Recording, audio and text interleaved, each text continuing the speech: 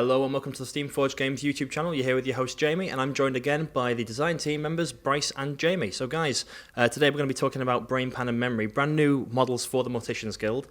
What was the initial concept for them? How come they've come into the world? It was Matt Hart. Matt Hart just went, guys, we're doing puppet. We're doing a puppeteer with a little puppet guy and then a big guy, and you don't really know which one's in charge. And that was it.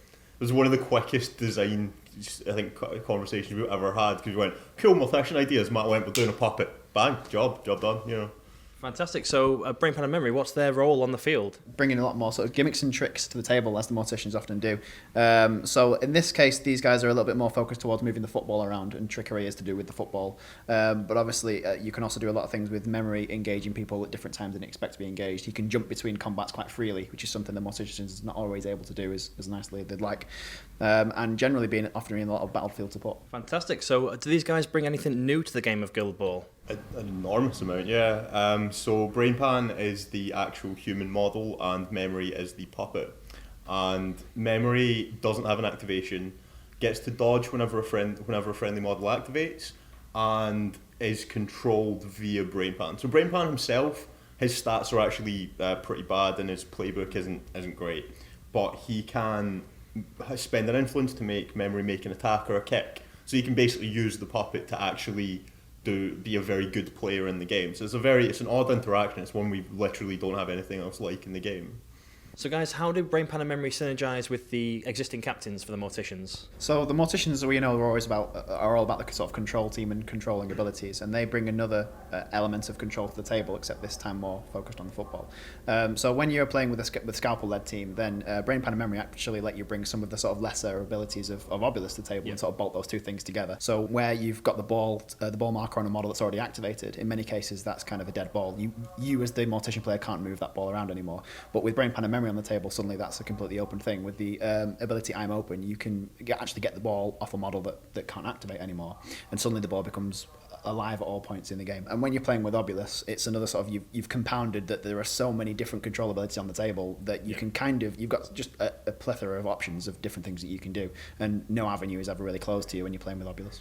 Very cool. A question I had from sort of one of the pundits was that they're very similar in sort of model-wise to Avarice and Greed, in that you've got two models. How come if the decision was made not to have Memory activate as a player at the same time as Avarice, like Avarice and Greed do?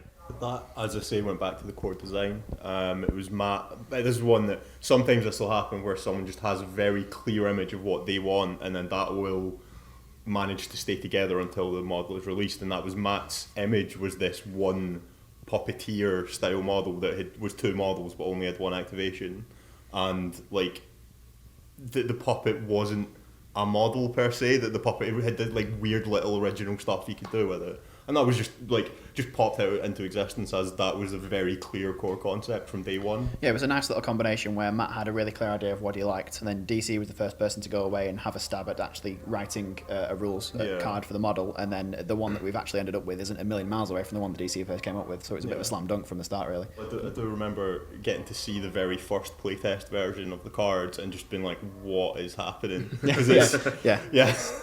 I mean, the reaction that a lot of people have had to the card is kind of similar to what the design team had in the first place. They're like, just give us about 5 minutes and we'll get back to you.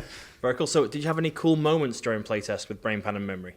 So I remember from the early days of the playtest with them that we could do some goals from quite ridiculous ranges, and that was due to the fact that you can actually do multiple pass actions between the two models, and you'd benefit from multiple teamwork actions, dodging up the field and just scoring from silly ranges. And for that reason, we actually had to separate one of the character players out into two. Originally, Brainpan only had two character players, which was Puppet Show and I'm Open.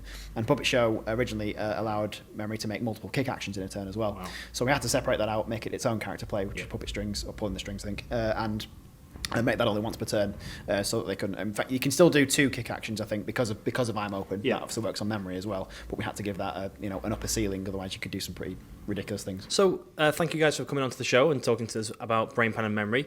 If you guys have enjoyed it at home, be sure to comment, like, share, and subscribe. Like us on Facebook and follow us on Twitter and Instagram.